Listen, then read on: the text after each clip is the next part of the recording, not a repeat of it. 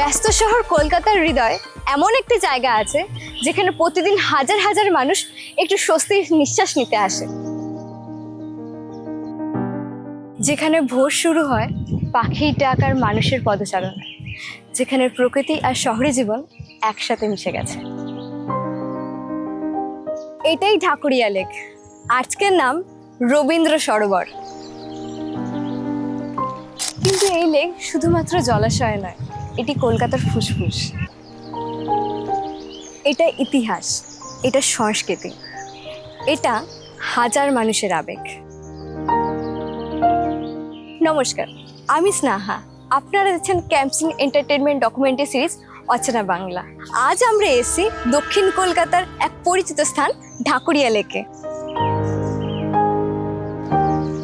এই লেক কিভাবে তৈরি হলো, কেন এই লেকের নাম বদলে রবীন্দ্র সরোবর রাখা হলো, কি ইতিহাস লুকিয়ে আছে এই বিশাল জলাশয়ের মধ্যে, আর আজকের দিনে দাঁড়িয়ে কেন তো এই লেক বেশি গুরুত্বপূর্ণ, তার সকল কিছু আজকে জানবো আমরা। চলুন শুরু করা যাক।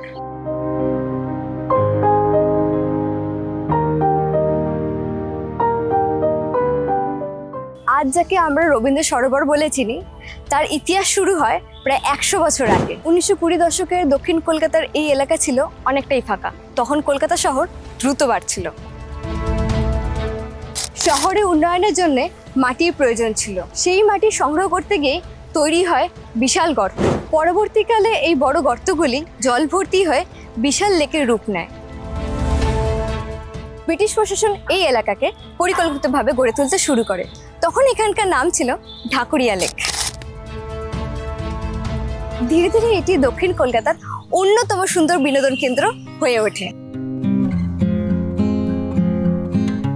1958 সালে কবিগুরু রবীন্দ্রনাথ ঠাকুরের স্মৃতির প্রতি শ্রদ্ধা জানিয়ে এই লেকের নাম রাখা হয় রবীন্দ্র সরোবর।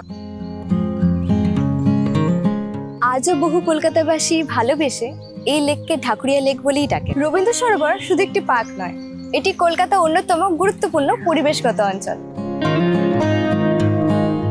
এখানে রয়েছে শতাধিক প্রজাতির গাছ। বছরের বিভিন্ন সময় বহু প্রজাতির পাখিরা এখানে আসে।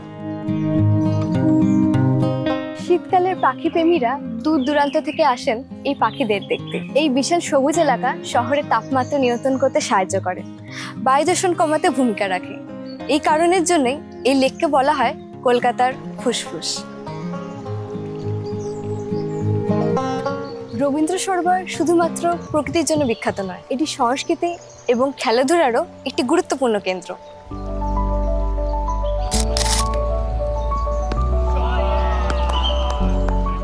এখানে রয়েছে আন্তর্জাতিক মানে সুইমিং পুল, রয়েছে রোয়িং ক্লাব।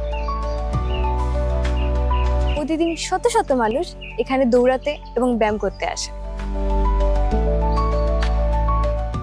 এই লেক কলকাতার জীবনযাত্রার এক অবিচ্ছেদ্য অংশ হয়ে উঠেছে।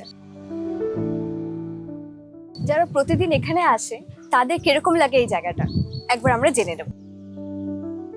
এক্সকিউজ মি, আপনার সাথে একটু কথা বলা যাবে? হ্যাঁ বলুন। আপনি এখানে কত বছর ধরে আসেন? আমি এখানে ব্যায়াম করতে আসি প্রায় 10 বছর হবে। এখানকার পরিবেশ কিরকম লাগে? এখানকার পরিবেশ, এখানকার আবহাওয়া মনটাকে ভীষণ স্বান্ত করে দেয়, স্নিগ্ধ করে দেয়। আচ্ছা, এই জায়গাটা মানুষজনের জন্য কতটা গুরুত্বপূর্ণ বলে মনে হয় আপনার?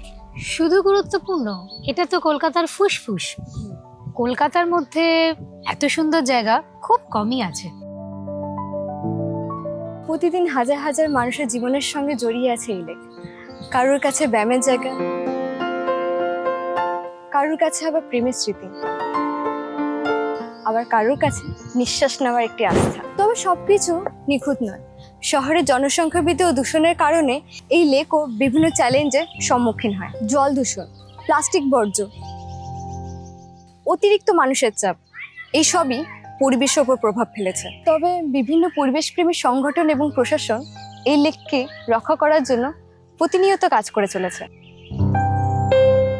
ঢাকুরিয়া লেক অথবা রবীন্দ্র সরোবর, এটি শুধুমাত্র একটি জলাশয় নয়, এটা কলকাতার স্মৃতি, এটা প্রকৃতির আশ্রয়, এটা হাজার মানুষের প্রতিদিনের গল্প।